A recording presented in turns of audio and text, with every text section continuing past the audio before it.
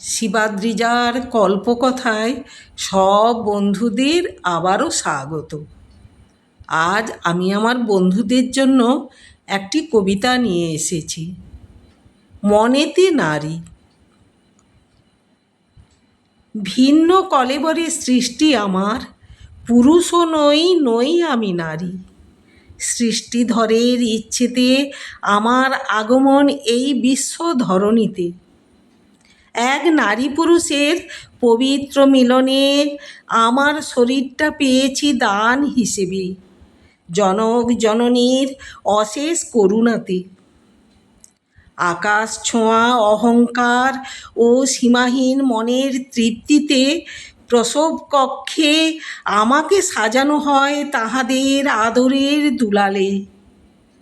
লোকচক্ষুর সমাজে মাথা উঁচু হবে পুত্র সন্তান রূপের কাঠামোতে।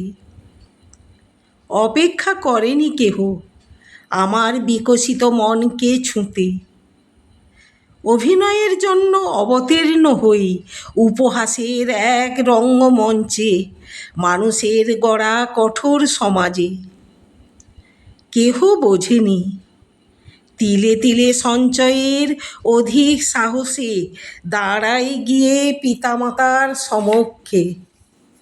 ব্যক্ত করি আমি তো নয় নন্দন, আমি যে মনের গভীরে গভীরভাবে ভীষণভাবে নন্দিনী। বোঝেনি আমার মনের যন্ত্রণা, তাঁরা সুধান আমারে। সমাজের বিচার মঞ্চে লোকে কি বলবে, সেই গুঞ্জন আমরা পারব না সহিতে। বিতাড়িত হই ক্ষণিক মুহূর্তে, হারায়ে ফেলি অতীতের শৈশব ও বর্তমান যৌবন। চিরতরে মুছে যায় আমার পরিচয়ের নিদর্শন। কে দেবে আমায় আমার সামাজিক পরিচয়? আমি যে অপরাধী, বড় অপরাধী সমাজের চোখে। আমি কেন হলাম বৃহন্নলা ও শিখণ্ডীর ঐতিহ্যবাহী? তবুও আমি যে ভীষণভাবে গভীরভাবে মনেতে নারী।